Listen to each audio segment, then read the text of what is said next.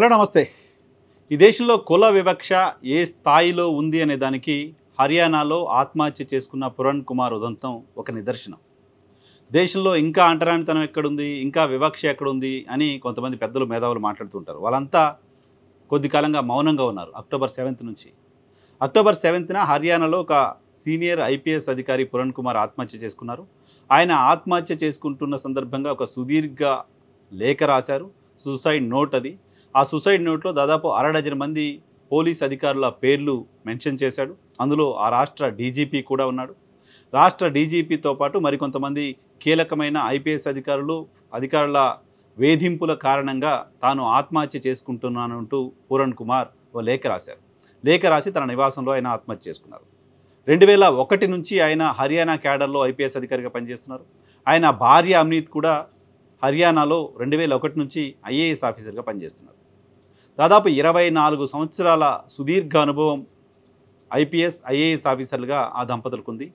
దళిత కమ్యూనిటీకి సంబంధించిన పూరణ్ కుమార్ పైన వేధింపులు ఎక్కువై ఆ వేధింపులు భరించలేక తాను ఆత్మహత్య చేసుకుంటున్నానంటూ ఆయన లేఖ రాశారు. తన ఆత్మహత్యకు కారణమైన వాళ్ళపైన చర్యలు తీసుకోవాలి అంటూ కోరారు.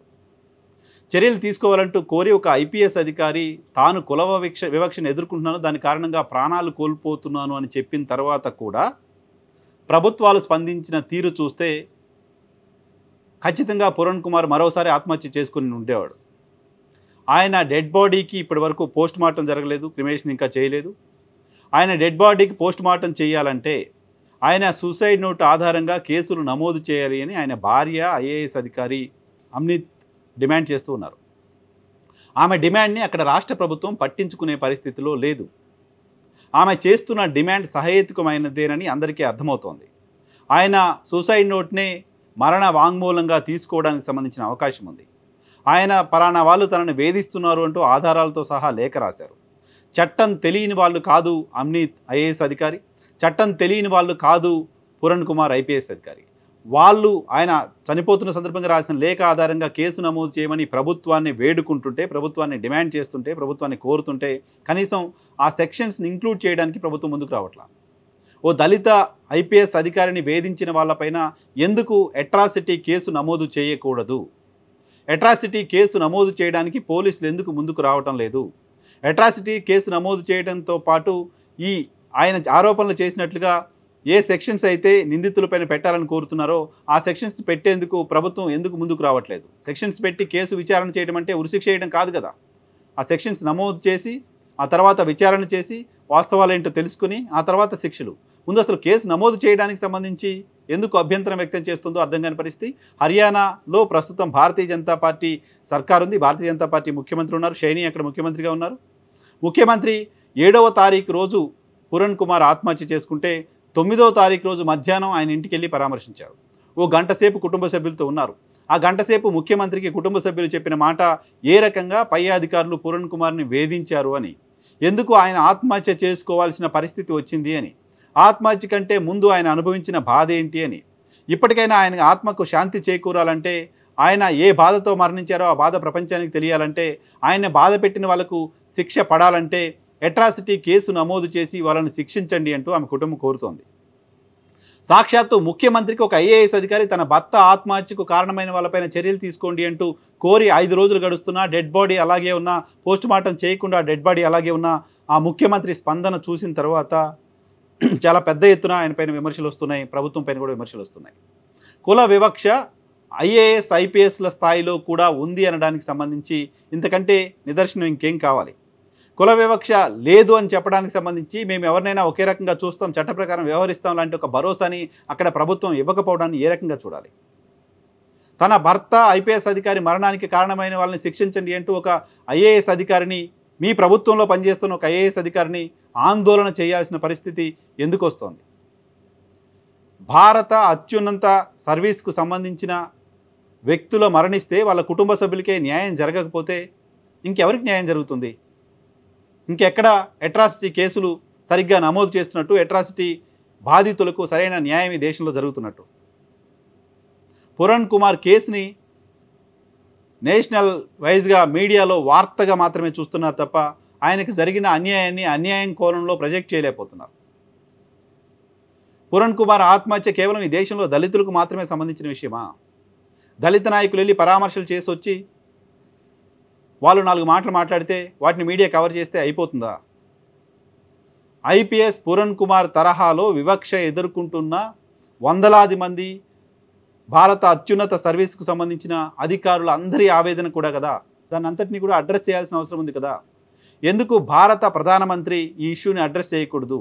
ఎందుకు భారత ప్రధానమంత్రి ఈ ఇష్యూని అడ్రస్ చేసి ఆ కుటుంబానికి భరోసా ఇవ్వకూడదు?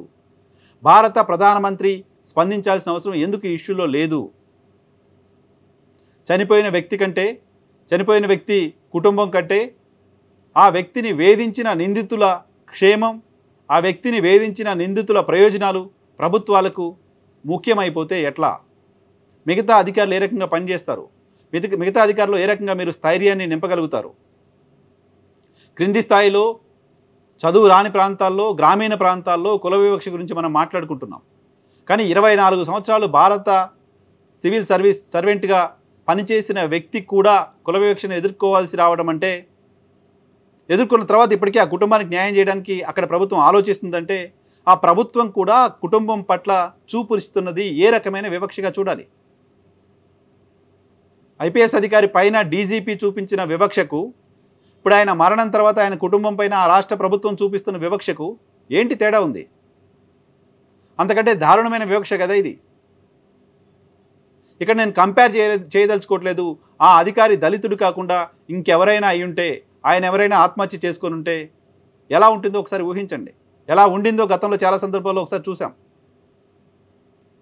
పూరణ్ కుమార్ ఇష్యూలో కేంద్ర ప్రభుత్వం జోక్యం చేసుకోకపోతే, న్యాయం చేయకపోతే, ఓ భరోసాని ఇవ్వకపోతే, కేవలం ఆ వర్గాలకు సంబంధించిన వాళ్ళు మాత్రమే కాదు, కేవలం ఆ బాధితులు మాత్రమే కాదు, మొత్తం దేశం తలదించుకునే తరహాలో కేంద్రం రాష్ట్రం వ్యవహరించినట్లు అవుతుంది. కాబట్టి మీనమేషాలు లెక్కేయకుండా, ఇంకా ఆలస్యం చేయకుండా కేంద్ర ప్రభుత్వం సత్వరం ఈ అంశంపైన స్పందించాల్సిన అవసరం ఉంది. తమాషా చూస్తున్నారా? 7 రోజులుగా 8 రోజులుగా ఆ బాడీ పోస్ట్ మార్టం చేయకుండా అలాగే పడుంటే, కుటుంబ సభ్యులు మాకు న్యాయం చేయండి అంటూ ఇంట్లోనే కూర్చొని ప్రభుత్వాన్ని వేడుకుంటుంటే చోద్యం చూస్తున్నారా? ఎవరు సమస్యను పరిష్కరించాలి? సమస్యకు కారణమైన డీజీపీని జస్ట్ సెలవు మీద బయటికి వెళ్ళడానికి పంపిస్తారా? టూర్ పంపిస్తారా? సమస్యకు కారణమైన వేధించిన ఒక ఐపీఎస్ అధికారిని జస్ట్ ట్రాన్స్ఫర్ చేసి పక్కన పెట్టేస్తారా? ఇమీడియట్గా వాళ్ళపైన కేసు నమోదు చేసి వాళ్ళని అరెస్ట్ చేసి ప్రాసిక్యూట్ చేయాలి కదా. ఒక ఐపీఎస్ అధికారికే న్యాయం చేయకపోతే భారతదేశంలో పోలీసులు, చట్టాలు, న్యాయం ఇంకెవరి కోసం? ఇంకా దేనికోసం? పూరణ్ కుమార్ విషయంలో ప్రభుత్వం ఇప్పటికైనా బాధ్యతగా వ్యవహరించాల్సిన అవసరం ఉంది. పూరణ్ కుమార్ విషయంలో ఆయన కుటుంబానికి న్యాయం చేయడం అంటే మొత్తం దేశంలోని ఆయా వర్గాలకు సంబంధించిన అధికారులందరిలో స్థైర్యాన్ని నింపడం, వాళ్ళందరికీ న్యాయం చేయడం, భారత పౌరుడికి న్యాయం చేయడంగా చూడాలి తప్ప, మన వాళ్ళని కాపాడడం కోసం అవతల వాళ్ళు ఎవరు ఇబ్బందులు పడ్డా, ఎవరు ప్రాణాలు కోల్పోయినా మనం పట్టించుకోవాల్సిన అవసరం లేదు అనే తరహాలో ప్రభుత్వం బిహేవ్ చేస్తే దేశంలో అన్రెస్ట్ వచ్చే ప్రమాదం ఉంది.